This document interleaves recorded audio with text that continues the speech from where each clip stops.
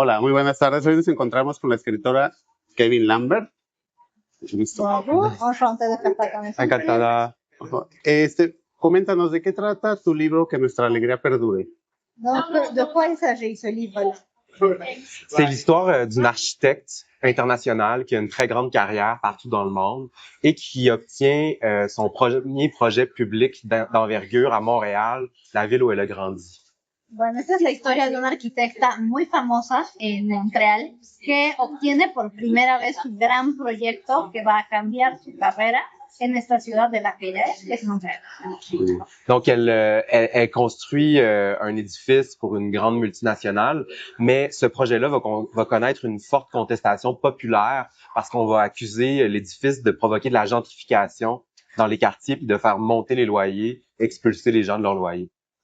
Y entonces, cuando ella logra por fin obtener este contrato con una empresa multinacional que le va a permitir financiar este proyecto emblemático a nivel arquitectónico, ella se enfrenta con una protesta importante de la gente de ese barrio que se opone al proyecto, puesto que este proyecto va a generar un gran fenómeno de gentrificación y a su vez va a generar que las rentas se eleven y va a causar la expulsión de gente de sus viviendas. Esta, por lo que veo, entonces, aborda muchos aspectos sociales que están muy en boga, que son muy controversiales. ¿Esto se apega a una realidad en específico o se podría aplicar a todas las realidades, a todos los países? En fait, je vois que tu abordes des thématiques sociales qui sont très présentes, mais est-ce que tu dirais que c'est une thématique unique au Canada, à Montréal, ou c'est quelque chose qui pourrait s'appliquer n'importe où dans le monde?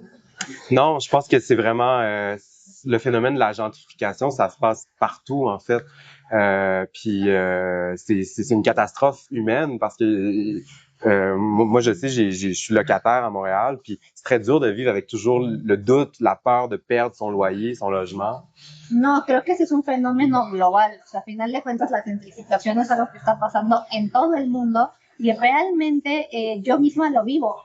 Yo como siendo alguien que renta su departamento en Montreal, pues es muy difícil vivir siempre con la duda, con el temor de eventualmente perder el lugar en el que nosotros vivimos.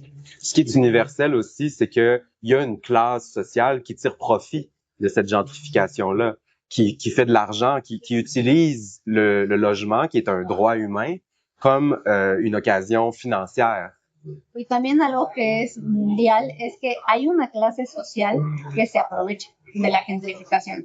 Hay personas que justamente sacan provecho y tienen beneficios de este tipo de proyectos que generan esta gentrificación en el mundo. Entonces se hace, por lo que veo también es una disección de los excesos de los multimillonarios, de las empresas transnacionales.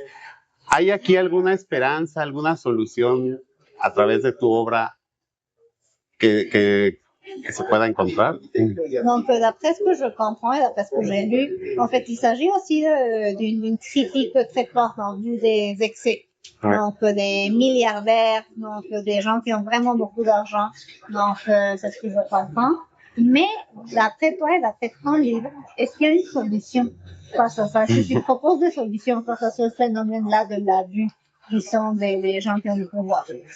Il y a deux aspects à la réponse. Moi, comme personne, oui, j'ai des idées de solutions, mais je suis pas économiste, donc j'ai pas toutes les idées, mais j'en ai quelques-unes. Bueno, hay dos ideas aquí. La primera es mía, muy personal, o sea, yo como que, pues sí, tengo ideas de soluciones y demás, pero tengo que aceptar que yo no soy economista, no soy una política, pero sí, se me ocurren cosas que se podrían hacer. Mais je pense qu'il y a une taxation plus équitable, quelque chose comme des plafonds salariaux ou des limites à la propriété privée, donc autoriser seulement, par exemple, 3 propriétés maximum par personne. C'est toutes sortes de solutions qui pourraient être envisagées politiquement pour limiter le pouvoir de certains individus qui deviennent omnipotents, en fait, puis on le voit aux États-Unis en ce moment, même qui sont proches littéralement du gouvernement et du pouvoir politique. Por ejemplo, o sea, personalmente yo creo que el tema de los impuestos, ¿no? Tener una parte de impuestos que sea equitativa, justamente en función de los salarios de la gente, o tener justamente un techo a nivel de los salarios, un límite salarial máximo o un límite en la propiedad privada, ¿no? Por ejemplo, que cada individuo pueda tener máximo 3, 4 propiedades, no lo sé, pero esto para evitar justamente que nos encontremos con gente que se vuelve omnipotente debido a que puede realmente hacerse de tantos recursos que esto también les da mucho poder. De hecho, lo vemos, por ejemplo, en Estados Unidos, que este tipo de personas, pues, por coincidencia tal vez, están muy cerca del gobierno. Mais le roman évoque un peu ces solutions-là, mais comme il est surtout écrit du point de vue des puissants, c'est surtout un roman qui voulait amener des éléments de réflexion, des éléments de critique, puis plus de questions que de réponses, en fait. Pero hablando de la novela como tal, como yo me enfoco en el punto de vista justamente de las personas ricas y poderosas, más bien creo que es un libro que aporta más preguntas y cuestionamientos que respuestas, porque justamente lo que yo busqué en mis lectores era hacerlos reflexionar sobre estos temas que están sucediendo. Muy bien, entonces, ¿qué puede encontrar el lector al adentrarse en este mundo, en el mundo del capitalismo salvaje, de los multimillonarios? ¿Qué pudiera encontrar y qué tanto de ese mundo pudiera el lector ver reflejado? Donc, qu'est-ce que le lecteur en général, à quoi est-ce que le lecteur peut s'attendre dans ce monde capitaliste? Du livre. Oui. Oui. Ben pour moi, c'est une manière un peu d'entrer dans un monde auquel la majorité des individus n'a pas accès. Parce que les gens très, très riches, généralement, ils n'ont pas avantage à ce qu'on voit leur mode de vie.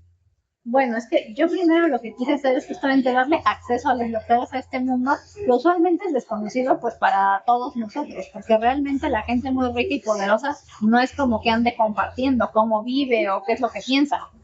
Donc, je voulais montrer comment les gens très, très puissants, très, très riches pensent, comment ils peuvent percevoir le monde, comment ils peuvent s'expliquer aussi à eux-mêmes, se justifier les inégalités qui leur permettent d'avoir autant de privilèges. Puis donc, j'entre un peu dans le roman, la narration entre dans le roman un peu comme une caméra qui viendrait espionner une soirée où les riches fêtent, en fait.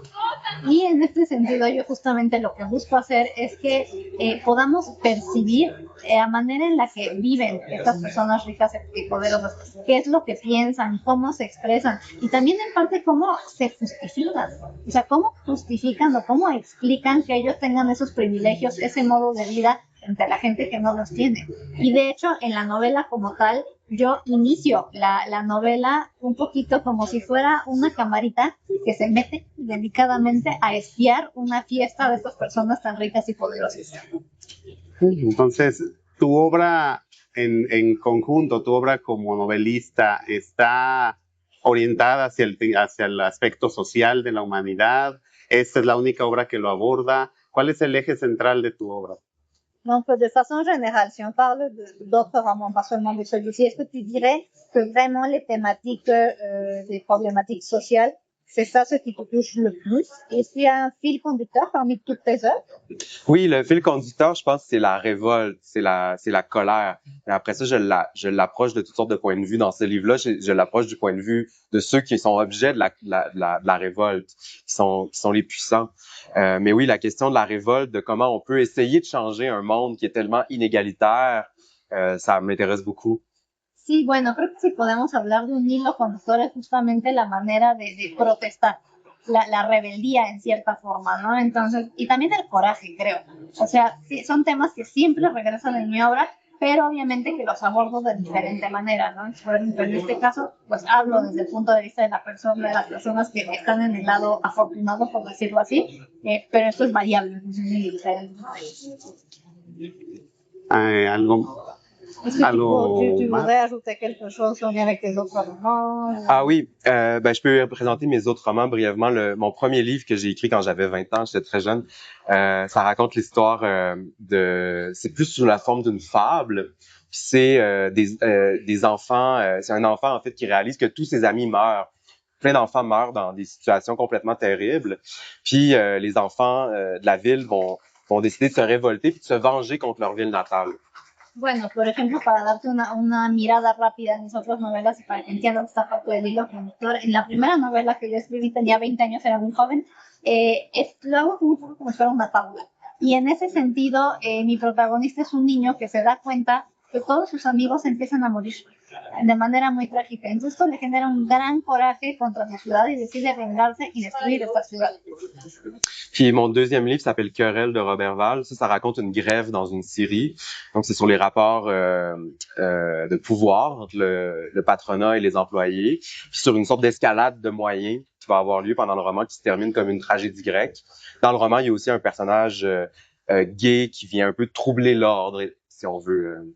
Mi segunda novela se llama Querelle de Dorval, que es como lucha de Dorval, que justamente explica la relación entre patrones y empleados. Entonces, cómo se genera este tipo de vínculo y la manera en la que los empleados justamente protestan para poder mejorar sus condiciones laborales. Y en este sentido hay un personaje en particular que es un personaje gay que viene como a poner el desorden, viene a desequilibrar, digamos, como estaba todo, pero también a buscar mejores condiciones para sus compañeros.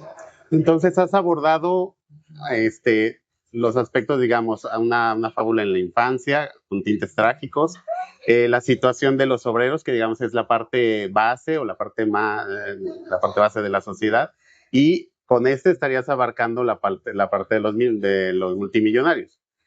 Entonces, estos libros en conjunto nos pueden dar un aspecto general de la humanidad a través de tu punto de vista.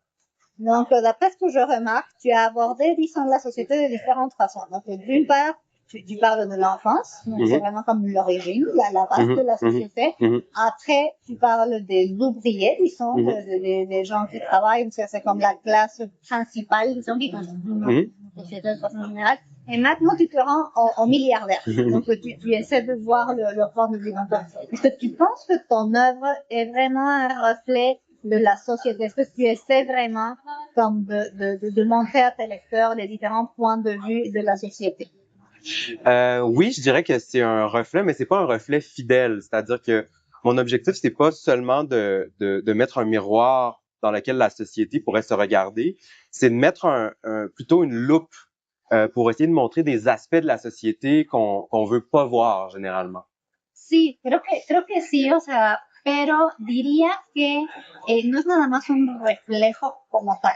Yo lo que considero es que lo que yo intento hacer en mis novelas no es tanto ponerles un espejo a mis lectores y que puedan ver cómo es la sociedad, no nada más eso. Yo lo que quiero más bien es ponerles una lupa para que puedan asomarse y ver detalladamente todas esas cosas que a nadie nos gusta ver. Pues sí, a partir de esa introspección con lupa, dar una idea más cercana de lo que es este mundo que nos conocemos. Justement, à partir de cette idée-là, de mettre une loupe, d'avoir une idée plus proche, plus réelle de ce qui se passe dans le monde, c'est ça? Oui, c'est ça, de montrer aussi des choses que la collectivité, qui dérangent un peu la perception que la collectivité peut avoir d'elle-même. Comme par exemple, pour ce roman-là, le Québec, la partie francophone du Québec, historiquement, était en immense majorité de classe ouvrière, de classe pauvre, populaire. Sí, por ejemplo, cuando yo intento poner esta lupa, justamente quiero que las personas puedan ver esas cosas que molestan a la colectividad, que la colectividad no quiere asumir, pero que forma parte de ellos. Por ejemplo, en esta novela en particular, yo abordo esta parte de... en Québec, se solía pensar que la sociedad francófona de la provincia de Québec venía principalmente de la clase obrera. Puis le Québec aujourd'hui se voit encore beaucoup comme ça, comme une sorte de population prolétaire qui est exploitée, tout ça. Mais c'est plus tout à fait la réalité. Il y a encore des prolétaires, mais il y a aujourd'hui une bourgeoisie francophone. Il y a des milliardaires francophones au Québec. Depuis les années 80, ça a beaucoup changé sociologiquement le portrait du Québec. Donc dans ce moment-là, je voulais aussi montrer justement quelque chose que donner un portrait du Québec dans lequel le Québec ne se reconnaît pas nécessairement. Y hoy en día, todavía en Quebec hay mucha tendencia a pensar que la sociedad sigue siendo una sociedad obrera, proletaria. Y bueno, sí, o sea, sigue habiendo una clase obrera proletaria, pero realmente la mayoría ya no es así, pero la gente tiene eso muy asimilado y así se ven al espejo. cuando en realidad ya hay una burguesía francófona, hay gente multimillonaria, como yo lo pongo aquí en mi libro, pero la gente cierra los ojos y es como si no se quisiera ver esa nueva realidad. Entonces yo lo que intento justamente es estabilizarlos, sacarlos de su zona de confort, que vean cómo se ha ido transformando, cómo ha ido evolucionando la sociedad.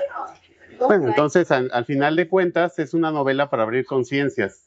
Donc, à la fin, c'est vraiment un roman qui vise à ouvrir les consciences, la Ouais. conscience des gens, des lecteurs. Oui, c'est ça. Je veux susciter des réflexions, mais je veux susciter des réflexions par l'émotion. Donc, dans le roman, on va suivre de très, très près le personnage de l'architecte qui se fait critiquer puis qui perd un peu pied. Puis donc, je voulais que les réflexions arrivent aussi par l'empathie parfois qu'on peut avoir pour le personnage puis pour toutes les épreuves qu'elle traverse. Puis ouais. Sí, totalmente. Yo lo que quiero con mi novela es justamente suscitar la reflexión. Y la reflexión en buena medida ligada a las emociones. Por eso, a lo largo de mi novela vamos a estar muy cerca de mi protagonista, que se llama Celine, que es la arquitecta. Y la idea justamente es ver cómo ella va superando o viviendo simplemente estas pruebas, todas estas críticas que enfrenta, conocer su punto de vista y eventualmente en algunos momentos generar incluso una cierta empatía con ella. Moi, c'est un personnage que j'aime beaucoup parce que je sais pas trop qu'est-ce que je pense d'elle au fond. Des fois, elle m'énerve, des fois, je la trouve inspirante, des fois, elle me fait rire, je la trouve ridicule, des fois, je la trouve touchante, des fois, elle m'enrage. Puis donc, j'ai essayé de construire un personnage qui était vraiment riche puis qui était complexe, qui était humain au fond.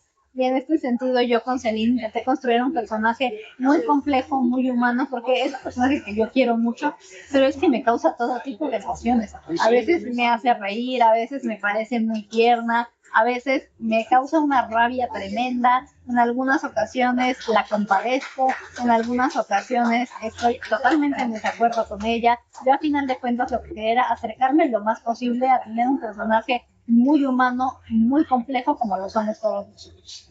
Sí, no dudo que al final de cuentas se haya logrado porque la humanidad está hecha de una montaña rusa de emociones. Et je pense que tu as réussi à créer vraiment un personnage très complexe parce que c'est ça l'humanité. Oui. C'est vraiment une montagne russe d'émotions. Exactement. Puis j'ai essayé de construire le roman comme ça. Ouais. Exacto, y así fue como intenté construir la novela. ¿Algo más que nos quieras comentar? Que quieras Quelque chose agregar? d'autre que tu voudrais ajouter? Ben non, mais que ça fait très plaisir d'être ici puis de vous rencontrer. Merci beaucoup pour l'entrevue et les questions. No, pues agradecerte, que decirte que estoy muy feliz de estar aquí y realmente estoy muy agradecida por esta entrevista. Gracias por tu interés en mi novela. No, muchas gracias a ti. Bastante interesante y el mejor de los éxitos. Muchas gracias. Porque también que una de tus novelas va a ser adaptada o se está adaptando a cine. Et aussi, j'ai lu qu'un de tes romans sera au cinéma prochainement. Ouais, mon roman précédent, il est en cours d'adaptation. C'est un long processus. Puis celui-ci va être au théâtre. Cet hiver, il va être mis en scène au théâtre. Sí, totalmente. Mi novela anterior está siendo adaptada en este momento al cine y esta novela en particular va a ser adaptada al teatro a inicios del próximo año, en invierno del próximo año. ¿No? Pues excelente. Muchas Bien. gracias. Pues muchísimas gracias.